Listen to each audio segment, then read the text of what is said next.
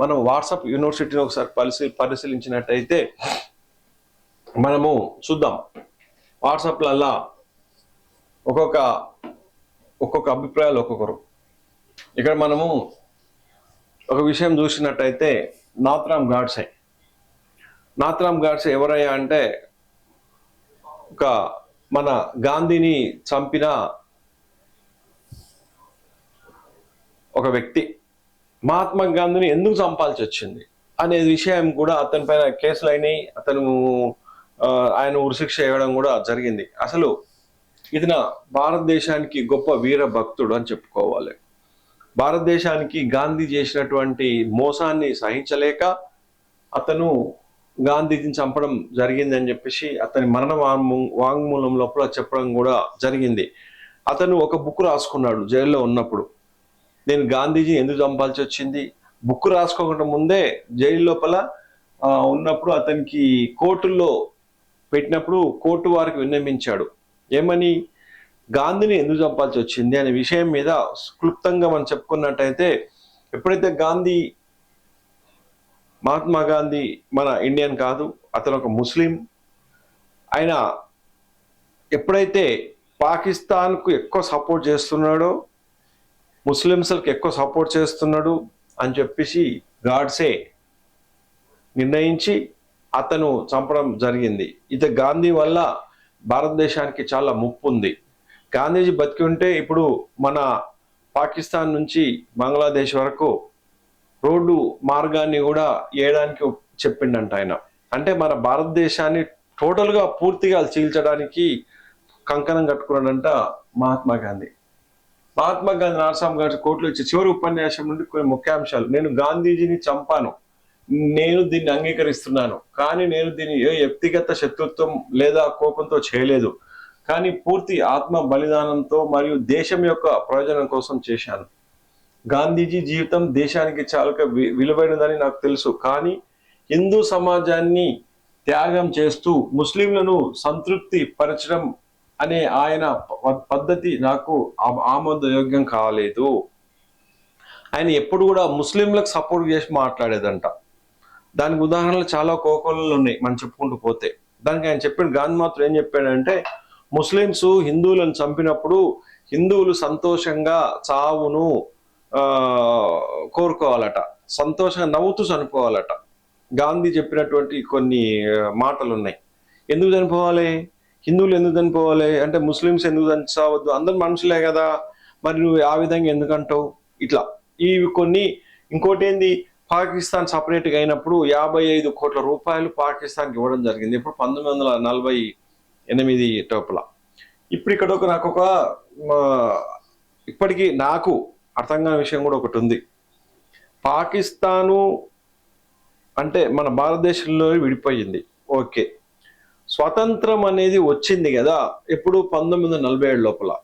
అసలు స్వతంత్రం రావడానికి పాకిస్తాన్ విడిపోవడానికి కారణం ఏందో ఇప్పటికి కూడా అంతుపట్టట్లేదు ఎవరికి కూడా. స్వతంత్రం అంటే ఏంది? బ్రిటిష్ వారి చెర నుండి మనం విడిపోవాలి, అదొకటి స్వతంత్రం రావడానికి కారణం. కానీ అదే టైం లోపల పాకిస్తాన్ ఎందుకు విడిపోయింది అర్థం కాలే. పాకిస్తాన్ విడిపోవడానికి కారణం ఏంది అంటే, పాకిస్తాన్ విడిపోవడానికే స్వతంత్రం వచ్చిందా, లేకపోతే స్వతంత్రము అనేది పాకిస్తాన్ ఇప్పుడు క్వశ్చన్ అది ఏ విధంగా అనేది అర్థం కాకుంటుంది. పాకిస్తాన్ మన దేశానికి స్వతంత్రం వచ్చింది, పాకిస్తాన్ విడగొట్టి మన భారతదేశం సపరేట్, పాకిస్తాన్ సపరేట్ చేసారు. అంటే ఆంగ్లేయులు ఆలోచన ఏంది? ఆంగ్లేయులు ఏ రకంగా ఆలోచన చేసారు అంటే, మీరు పాకిస్తాన్ సపరేట్ చేస్తేనే మేము దేశం నుంచి వెళ్ళిపోతామని చెప్పేసి అని అన్నారా? ఈ విషయం మరి అప్పుడున్నటువంటి నెహ్రూ కానీ వీళ్ళందరూ మేధావులు ఎప్పుడు కూడా మళ్ళీ చెప్పట్లేదు ఇది. అంటే మన 1947 ఆగస్టు 15వ తారీఖున స్వతంత్రం వచ్చింది అని చెప్పి గొప్పలు చెప్పుకుంటున్నాం, ఓకే. స్వతంత్రం దేనికి వచ్చింది? అఖండ భారతదేశానికి వచ్చిందా? మరి దేనికి వచ్చింది? అది అర్థం కాని ప్రశ్న. మరి ఎవరికైనా మీకు తెలిస్తే కామెంట్ రూపం లోపల తెలియజేయండి. అంటే క్వశ్చన్ ఏంది అని అంటే, మనకు స్వతంత్రం వచ్చినప్పుడు 1947 ఆగస్టు లోపల అక్కడ ఒప్పందం ఏంది? ఆంగ్లేయులు మన భారతదేశాన్ని వదిలి మన స్వతంత్ర దేశంగా ఇచ్చుకుంటూ వెళ్ళడం అనేది స్వతంత్ర మనం రావడం. కానీ ఇక్కడ జరిగిన పరిణామం ఏంది? 1947 ఆగస్టు లోపల భారతదేశం నుంచి రెండు విడిపోయి పాకిస్తాన్ ఏర్పడ్డది, భారతదేశం ఏర్పడ్డది. అంటే మత ప్రాతిపదికన పాకిస్తాన్ సపరేట్ అయ్యింది, భారతదేశం సపరేట్ అయ్యింది. ఈ టైం లోపల దీని గురించి స్వతంత్రం వచ్చిందా, లేకపోతే ఆంగ్లేయులను వెళ్ళగొట్టడానికి స్వతంత్రం వచ్చిందా అనేది ఒక క్వశ్చన్.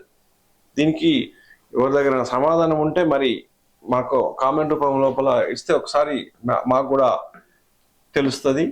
ఇక్కడ చూడండి, నేను గాంధీజీని చంపాను, నేను దాన్ని అంగీకరిస్తున్నాను, కానీ నేను దాన్ని ఏ వ్యక్తిగత శత్రుత్వం లేదా కోపంతో చేయలేదు, కానీ పూర్తి ఆత్మ బలిదానంతో దేశం యొక్క ప్రయోజనాల కోసం చేసిన. గాంధీజీ జీవితం దేశానికి చాలా విలువైనదని నాకు తెలుసు, కానీ హిందూ సమాజాన్ని త్యాగం చేస్తూ ముస్లింలను సంతృప్తి పరచడం అనేది ఆయన పద్ధతి నాకు ఆమోదయోగ్యం కాలేదు. ముస్లింల ఒత్తిడిని ఎదుర్కొంటూ గాంధీజీ హిందువుల ప్రయోజనాలను విస్మరించిన ప్రతిసారి నేను షాక్ అయ్యాను. 1921 ఖిలాఫర్ ఉద్యమం నుంచి పాకిస్తాన్ ఏర్పాటు వరకు ఆయన ఎప్పుడూ ముస్లింలను సంతృప్తి పరిచేవారు. పాకిస్తాన్ ఏర్పాటు దేశ ఆత్మపై లోతైన గాయం. లక్షలాది మంది హిందువులు మరియు ముస్లింలను చంపబడ్డారు, కానీ గాంధీజీ ముస్లింలను రక్షించడానికి ఆమరణ నిరాహార దీక్ష చేశారు. పాకిస్తాన్కు 55 కోట్లు ఇవ్వాలని ఆయన డిమాండ్ చేశారు. అది దేశ భద్రతకు విరుద్ధం. గాంధీజీ అహింస హిందువులను బలహీనపరుస్తూ వస్తుంది. ముస్లింలు దాన్ని తన బలంగా భావించి హిందువులను ఆశ్రయిస్తున్నారు. ఆయన విధానం ఎప్పుడూ హిందూ సమాజాన్ని తలవంచేలా చేసేది. నేను గాంధీజీని చంపాను, తద్వారా దేశం అతన్ని గుడ్డి అనుచరుల నుంచి రక్షించబడవచ్చు, ఫలితం మరణం అని నాకు తెలుసు, కానీ నా మరణం దేశం యొక్క చైతన్యాన్ని మేలుగొల్పితే నేను ఈ త్యాగాన్ని అంగీకరిస్తున్నాను. ఈ రోజు నన్ను నేరస్తులుగా పిలవవచ్చు, కానీ భవిష్యత్తులో దేశ ప్రజలు నిర్భయంగా ఆలోచించినప్పుడు వారు నా లక్ష్యం మరియు విధి యొక్క విలువను అర్థం చేసుకుంటుంది అని చెప్పేసి దాంట్లో కొన్ని విషయాలు చెప్పడం జరిగింది నాథురామ్ గాడ్సే గారు. ఇక చూడండి,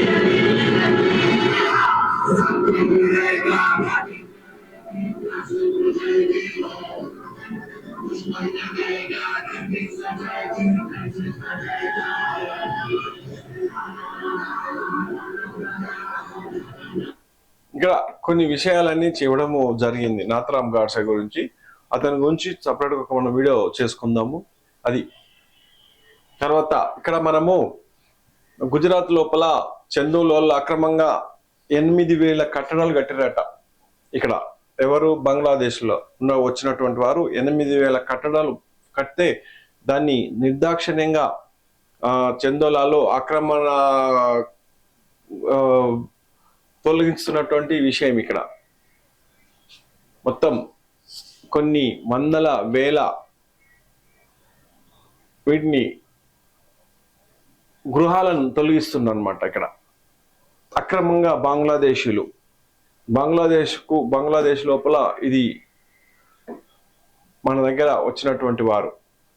అయితే ఇక్కడ చూడండి, మనకు ఇంకొక విషయం, ఇక్కడ మనకు ఈమె జ్యోతి మల్హోత్రా ఇప్పుడు దేశం లోపల పెద్ద డేంజరస్ క్యాండిడేట్ అన్నమాట. ఈమె ఇది లవ్ జిహాద్కు పాల్పడి ఈమె చేసినటువంటి నేరం అంతా ఇంత కాదు.